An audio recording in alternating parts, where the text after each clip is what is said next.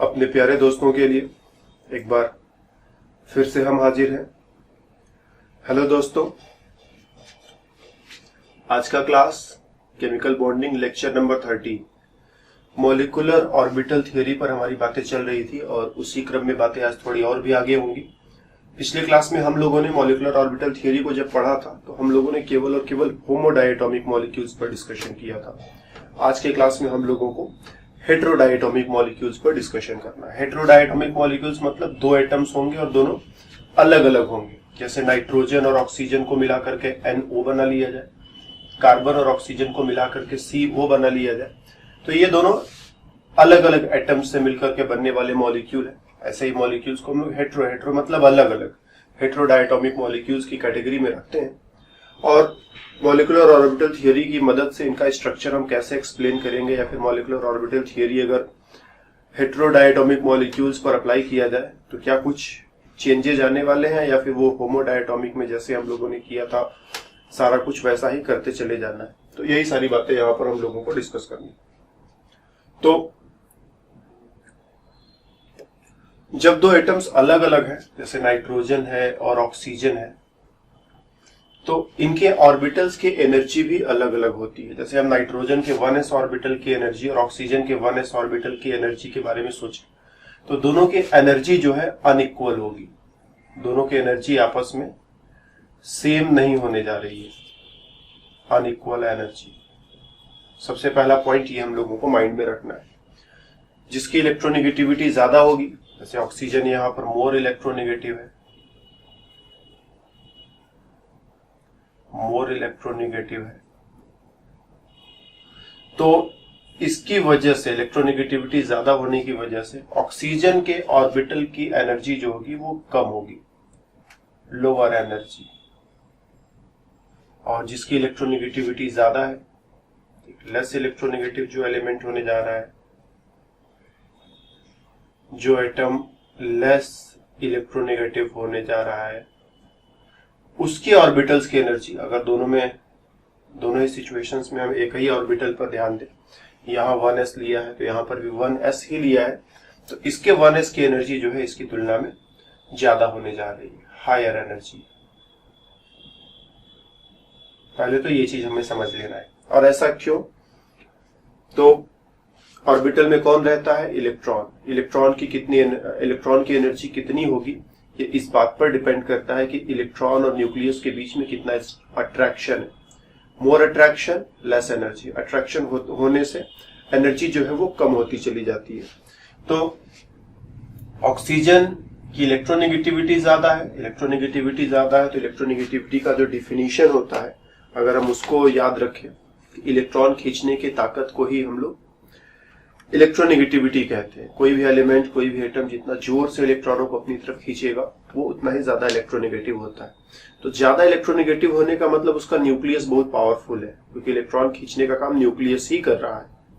Nucleus में protons ज्यादा होंगे, न्यूक्लियस बहुत पावरफुल होगा। तो न्यूक्लियस पावरफुल है, इलेक्ट्रॉनों को ज्यादा जोर लगा करके, ज्यादा ताकत लगा करके, ज्यादा पावर लगा करके अपनी तरफ खींच रहा है, और इसी वजह से न्यूक्लियस और इलेक्ट्रॉन के बीच में अट्रैक्शन डेफिनेटली ज्यादा होगा। और अट्रैक्शन ज्यादा होगा तो अट्रैक्शन से एनर्जी घटती है, इसीलिए एनर्जी जो है कम होगी।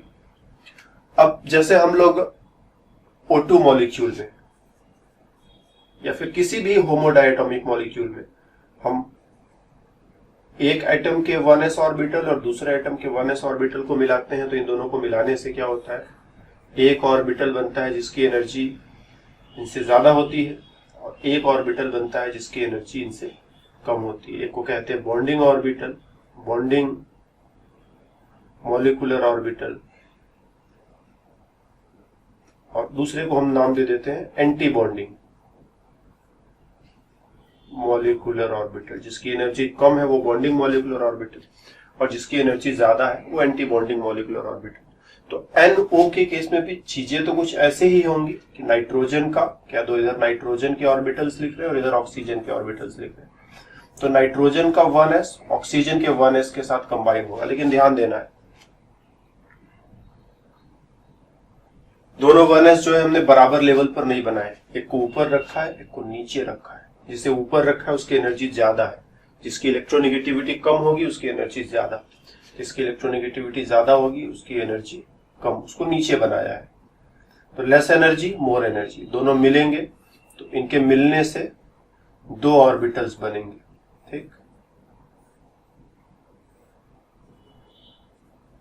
तो ये दोनों आपस में मिक्स होंगे, दोनों मिलकर के एक ऑर्बिटल ऐसा बनाएंगे जिसकी एनर्जी दोनों से ही नीचे है, और दोनों मिलकर के एक ऑर्बिटल ऐसा बनाएंगे जिसकी एनर्जी दोनों से ऊपर है। ये हुआ हमारा बॉन्डिंग ऑर्बिटल, बॉन्डिंग ऑर्बिटल, और ये हुआ एंटी बॉन्डिंग ऑर्बिटल।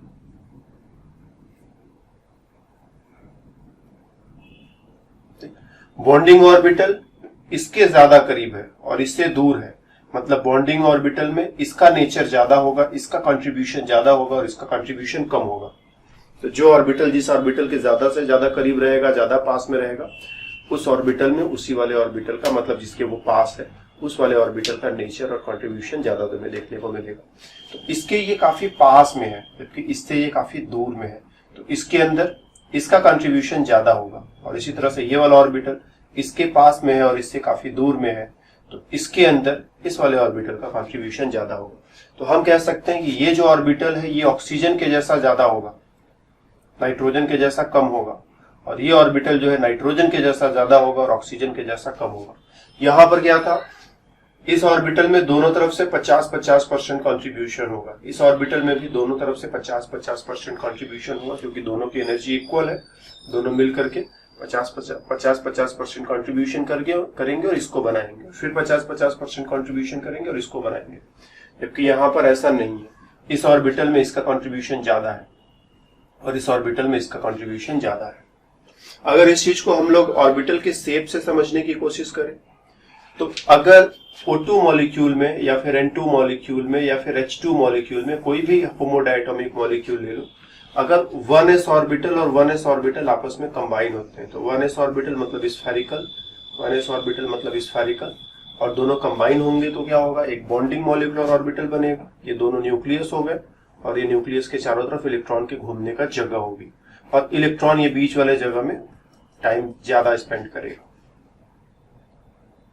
लेकिन अगर यही हेट्रोडायटोमिक हो जाए, ये तो होमो की बात हो गई, ठीक, अगर ये हेट्रो का केस हो जाए, जैसे एक N का ऑर्बिटल हो जाए, एक O का ऑर्बिटल हो जाए, और दोनों मिल करके मॉलिक्यूलर ऑर्बिटल बनाते हैं, तो ये रहा न्यूक्लियस। और इस बार जो इलेक्ट्रॉनों के घूमने के लिए जो जगह है वो इस तरह से होगा कि इलेक्ट्रॉन जो है वो नाइट्रोजन के न्यूक्लियस के पास कम टाइम स्पेंड करेंगे। देखो इधर जगह कम है, और ऑक्सीजन का जो न्यूक्लियस होगा, ऑक्सीजन के न्यूक्लियस की साइड में वो ज्यादा टाइम स्पेंड करेंगे। इधर ज्यादा जगह है, उधर जो है कम कम जगह है, तो ऑक्सीजन के न्यूक्लियस के पास इलेक्ट्रॉन ज्यादा समय स्पेंड करेंगे, नाइट्रोजन के न्यूक्लियस के पास कम समय स्पेंड करेंगे। क्यों? क्योंकि ऑक्सीजन का न्यूक्लियस ज्यादा पावरफुल है, वो इलेक्ट्रॉनों को ज्यादा अट्रैक्शन देता है, उनको ज्यादा स्टेबल बना देता है। तो इलेक्ट्रॉनों को जहां पर ज्यादा स्टेबिलिटी मिलेगी, इलेक्ट्रॉन ज्यादा समय वहीं पर देंगे, उसी के पास रहना चाहेंगे। तो इलेक्ट्रॉन जो है ऑक्सीजन के पास ज्यादा टाइम स्पेंड करेगा, नाइट्रोजन के पास कम टाइम स्पेंड करेगा। तो ये है ऑर्बिटल के शेप में अंतर, कि हेट्रोडायटोमिक मॉलिक्यूल्स के केस में और होमोडायटोमिक मॉलिक्यूल्स के केस में ऑर्बिटल के शेप में थोड़ा अंतर आ जाता है। यहां पर ऑर्बिटल सिमेट्रिकल है, जितना टाइम इलेक्ट्रॉन इस वाले न्यूक्लियस के पास स्पेंड करेगा, उतना ही टाइम इस वाले न्यूक्लियस के पास भी स्पेंड करेगा। लेकिन इसमें ऐसा नहीं है, जो मोर इलेक्ट्रोनेगेटिव एलिमेंट का न्यूक्लियस है, इलेक्ट्रॉन उसके आसपास ज्यादा घूमेगा, और जो न्यूक्लियस कम इलेक्ट्रोनेगेटिव एटम को बिलोंग करता है, वहां पर इलेक्ट्रॉन जो है कम कम घूमेगा। और हमेशा इस बात का ध्यान रखेंगे कि डायग्राम बनाते समय ऐसे नहीं बनाएंगे। ये होमोडायटोमिक में बनाते समय दोनों की एनर्जी बराबर लेवल पर रखेंगे, जबकि इसमें दोनों की एनर्जी अलग अलग लेवल पर रखेंगे। और इतना समझने के बाद अब हम लोग तैयार हैं कि NO मॉलिक्यूल और NO+ आयन का मॉलिक्यूलर ऑर्बिटल डायग्राम हम लोग कैसे बनाएंगे, एनर्जी लेवल डायग्राम कैसे बनाएंगे, वो थोड़ा हम डिस्कस कर सकते हैं। तो जैसे हम लोगों ने O2 का पिछले क्लास में O2 का डायग्राम बनाया था, ऑक्सीजन मॉलिक्यूल के लिए, डाइऑक्सीजन मॉलिक्यूल के लिए डायग्राम बनाया था, वैसा ही नियरली वैसा ही डायग्राम बनेगा। बस अंतर क्या होगा, ये इधर नाइट्रोजन और इधर जो है ऑक्सीजन, नाइट्रोजन का 1s और ऑक्सीजन का 1s मिलकर के 2 ऑर्बिटल्स बनाएंगे, sigma 1s and sigma star 1s। Definitely इसके अंदर ऑक्सीजन की प्रॉपर्टी ज्यादा है और इसके अंदर नाइट्रोजन की प्रॉपर्टी ज्यादा है। यहाँ पर जो इलेक्ट्रॉन रहेगा वो नाइट्रोजन के ज्यादा करीब घूमेगा और यहाँ पर जो इलेक्ट्रॉन रहेगा यहाँ पर जो इलेक्ट्रॉन रहेगा वो ऑक्सीजन के ज्यादा करीब घूमेगा। इसी तरह से 2s और 2s मिलकर के sigma 2s sigma star 2s, ठीक। फिर 2p और 2p मिलकर के वो 6 ऑर्बिटल्स का जो सेट हम लोगों ने पिछले क्लास में देखा था वही सेट है, बस अंतर यह है कि ये दोनों ऑर्बिटल्स बराबर बराबर एनर्जी में नहीं है, तो ये नीचे वाले ऑर्बिटल्स में इसका कंट्रीब्यूशन ज्यादा होगा। नीचे वाले ऑर्बिटल्स में बॉन्डिंग ऑर्बिटल्स में ऑक्सीजन का कंट्रीब्यूशन ज्यादा होगा और एंटी बॉन्डिंग ऑर्बिटल्स में नाइट्रोजन का कंट्रीब्यूशन ज्यादा होगा। इलेक्ट्रॉनों की गिनती की बात करें तो नाइट्रोजन के पास कुल मिलाकर के 7 इलेक्ट्रॉन, ऑक्सीजन के पास कुल मिलाकर के 8 इलेक्ट्रॉन होंगे। 8 और 7 मिलाकर के हो जाते हैं 15 इलेक्ट्रॉन और इन 15 इलेक्ट्रॉनों को यहां पर रख दो तो ये हो गया 1 2 3 4। ये बॉन्डिंग ये एंटी बॉन्डिंग दोनों एक दूसरे को कैंसिल कर देंगे, इसकी वजह से कोई बॉन्ड नहीं बनेगा। फिर 5 6 7 8 ये दोनों भी एक दूसरे को कैंसिल कर देंगे, कोई बॉन्ड नहीं बनेगा। 9 10 11 12 दोनों में पहले एक एक इलेक्ट्रॉन भरेंगे।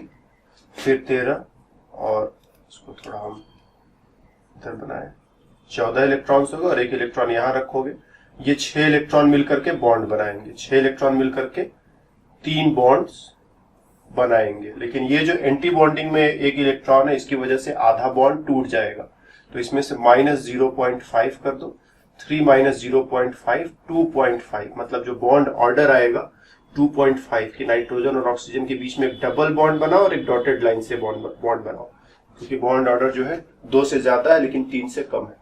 तो इस तरह से बॉन्ड ऑर्डर का कैलकुलेशन करके NO मॉलिक्यूल का स्ट्रक्चर कैसा हो सकता है हम लोग सोच सकते हैं।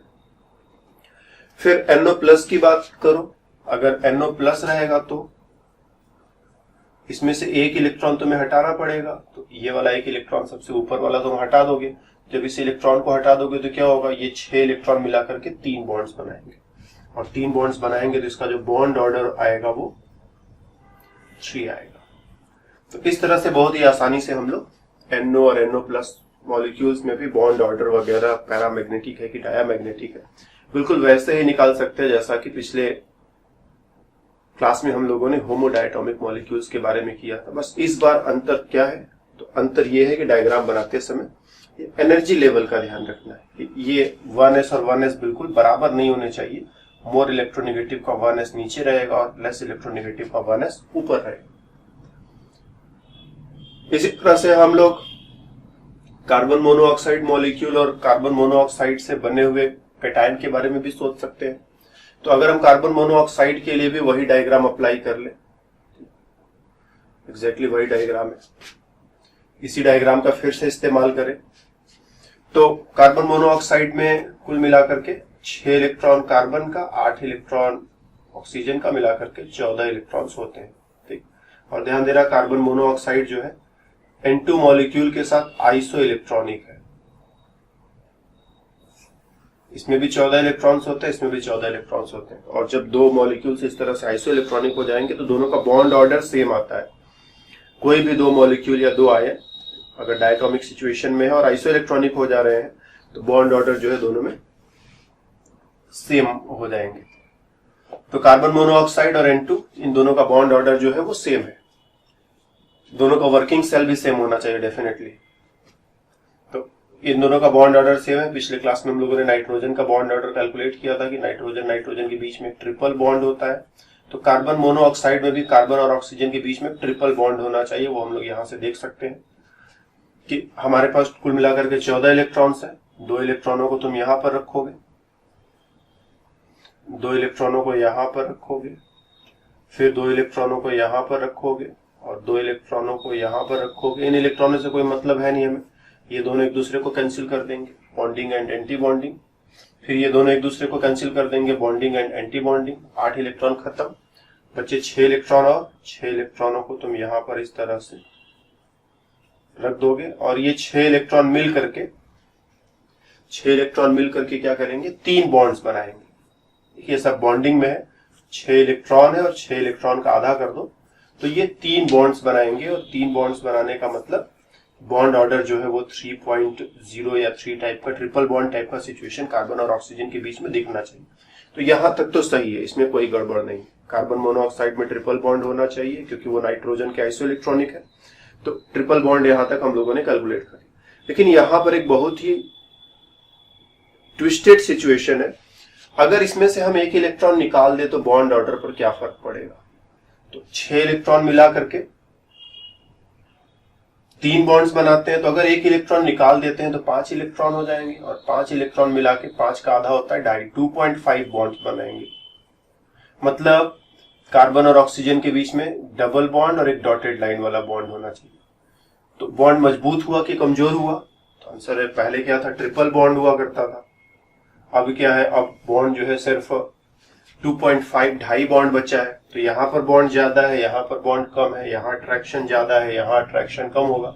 जितने ज्यादा बॉन्ड्स होंगे उतना ही ज्यादा अट्रैक्शन होगा, तो बॉन्ड्स का नंबर कम हो गया। ध्यान देना, पहले 6 इलेक्ट्रॉन थे, उसमें से एक इलेक्ट्रॉन निकाल दिया तो CO+ हो जाएगा। एक इलेक्ट्रॉन निकाल दिया CO+, और बॉन्ड ऑर्डर 2.5 होना चाहिए। बॉन्ड कमजोर होना चाहिए, कमजोर मतलब अट्रैक्शन कम हो जाएगा और एटम्स एक दूसरे से दूर जाने लगेंगे। लेकिन जब हम लोग एक्सपेरिमेंट करते हैं, ध्यान देना, जब हम लोग एक्सपेरिमेंट करते हैं तो हम लोग ये देखते हैं कि एक इलेक्ट्रॉन निकलने के बाद बॉन्ड की लंबाई जो है वो घट गई। बॉन्ड की लंबाई बढ़ी नहीं, बॉन्ड की लंबाई घट गई। बॉन्ड की लंबाई घटने का मतलब बॉन्ड मजबूत हो गया, एटम्स पास आ गए, अट्रैक्शन ज्यादा हुआ और बॉन्ड मजबूत हो गया। तो बॉन्ड मजबूत कैसे होगा, अगर हम इलेक्ट्रॉन यहां से निकालेंगे, बॉन्डिंग ऑर्बिटल से निकालेंगे, तब तो बॉन्ड को कमजोर होना ही होना है। एक्सपेरिमेंट कहता है कि नहीं, ये सब गलत है, ये जो सोच रहे हैं सब क्या है, इट्स नॉट राइट, ये गलत हो गया। एक्सपेरिमेंटल रिजल्ट कहता है ये गलत है, 2.5 बॉन्ड ऑर्डर नहीं हो सकता क्योंकि बॉन्ड कमजोर नहीं हो रहा है, बॉन्ड मजबूत हो रहा है। कार्बन मोनोऑक्साइड से एक इलेक्ट्रॉन निकाला, बॉन्ड मजबूत हो गया। तो मजबूत होने का मतलब जो इलेक्ट्रॉन बाहर जा रहा है वो electron definitely anti bonding orbital से बाहर जा रहा होगा। ठीक, इलेक्ट्रॉन बॉन्डिंग ऑर्बिटल से नहीं निकल रहा है बल्कि एंटी बॉन्डिंग ऑर्बिटल से बाहर निकल रहा है, और एंटी बॉन्डिंग ऑर्बिटल से बाहर निकलने का मतलब इलेक्ट्रॉन यहां से बाहर निकल रहा होगा। लेकिन इलेक्ट्रॉनों को बाहर निकालने का रूल भी पक्का होता है कि इलेक्ट्रॉनों को बाहर कैसे निकालते हैं, जो हाईएस्ट एनर्जी ऑर्बिटल होता है वहीं से इलेक्ट्रॉन बाहर निकाल सकते हैं। तो अगर ये डायग्राम सही है तो इलेक्ट्रॉनों को यहीं से निकालना पड़ेगा, बट एक्सपेरिमेंट कहते हैं नहीं, इलेक्ट्रॉनों को एंटी बॉन्डिंग ऑर्बिटल से तुम निकालोगे, क्योंकि एंटी बॉन्डिंग ऑर्बिटल से निकालोगे तभी बॉन्ड ऑर्डर घटने की जगह बढ़ जाएगा। तो हम लोग डायग्राम में थोड़ा मॉडिफिकेशन करते हैं और इस वाले ऑर्बिटल को उठा करके ऊपर यहां बनाते हैं। ठीक, हम ये दूसरा डायग्राम देख सकते हैं, इसको देखना और जरा समझना। ये वही 1s और 1s है, दोनों मिलकर के 2 ऑर्बिटल्स बनाएंगे। फिर ये 2s और 2s, इनका सिचुएशन कुछ ऐसा है कि ये भी 2 ऑर्बिटल्स बना रहे हैं, लेकिन ये जो एंटी बॉन्डिंग ऑर्बिटल है किसी तरह से p वाले बॉन्डिंग और एंटी बॉन्डिंग के बीच में वो पहुंच गया है, p वाले बॉन्डिंग और एंटी बॉन्डिंग के बीच में पहुंच गया, और बीच में पहुंचने की वजह से इलेक्ट्रॉन यहां पर जो होंगे वो हाईएस्ट एनर्जी इलेक्ट्रॉन होंगे। अब अगर तुम 14 इलेक्ट्रॉन इसमें भरो तो 1 2 3 4 5 6 7 8 9 10 11 12 13 14। ध्यान देना, ये एंटी बॉन्डिंग ऑर्बिटल है क्योंकि ये 2s और 2s को मिलाकर के बॉन्डिंग और 2s और 2s को मिलाकर के एंटी बॉन्डिंग। तो अब इलेक्ट्रॉन अगर हम यहाँ एंटी बॉन्डिंग ऑर्बिटल से बाहर निकालते हैं तो बॉन्ड ऑर्डर घटेगा नहीं, बढ़ जाएगा, बॉन्ड मजबूत हो जाएगा। तो हम कह सकते हैं कि बॉन्ड ऑर्डर 3.0 से CO में 3.0 था, और CO+ जब एक इलेक्ट्रॉन निकाल दिया तो ये इलेक्ट्रॉन यहां से निकाल रहे हैं, इसीलिए बॉन्ड ऑर्डर 3.5 हो जाएगा। तो ये है कार्बन मोनोऑक्साइड की बात। तो बस इतना ही, हेटेरोडायटोमिक मॉलिक्यूल्स में ज्यादा कुछ कहने के लिए नहीं था, बस 2 छोटे छोटे पॉइंट्स को समझना था कि हेटेरोडायटोमिक मॉलिक्यूल्स में पहले तो इलेक्ट्रोनेगेटिविटी के डिफरेंस की वजह से ऑर्बिटल्स की एनर्जी में अंतर आता है, और दूसरा पॉइंट समझना था कि ऑर्बिटल का जब शेप बनाएंगे तो इलेक्ट्रॉन कौन सी न्यूक्लियस के पास ज्यादा या कौन सी न्यूक्लियस के पास कम समय स्पेंड करेगा। और फिर उसके बाद एक पॉइंट हम लोगों को ये कार्बन मोनोऑक्साइड वाला डील करना था कि एक इलेक्ट्रॉन निकालने के बाद बॉन्ड ऑर्डर नॉर्मल वे में देखते हैं तो घट जाना चाहिए था, लेकिन ये बढ़ जा रहा है, और इस बढ़ जा रहा है को एक्सप्लेन करने के लिए हमने कहा कि 2s और 2s मिल करके जो बॉन्डिंग और एंटी बॉन्डिंग ऑर्बिटल्स बनाते होंगे, कुछ कहानी ऐसी होती होगी कि एंटी बॉन्डिंग ऑर्बिटल इन दोनों के ऊपर चला जाता होगा। अब ऊपर चला जाता होगा तो ऊपर जाने की वजह से जो है इसमें से जब तुम इलेक्ट्रॉन निकालोगे तो बॉन्ड ऑर्डर घटेगा नहीं बल्कि बॉन्ड ऑर्डर बढ़ जाएगा। तो बस इस क्लास में हमारी तरफ से इतना ही, फिर मिलेंगे अगली क्लास में, तब तक के लिए बाय बाय।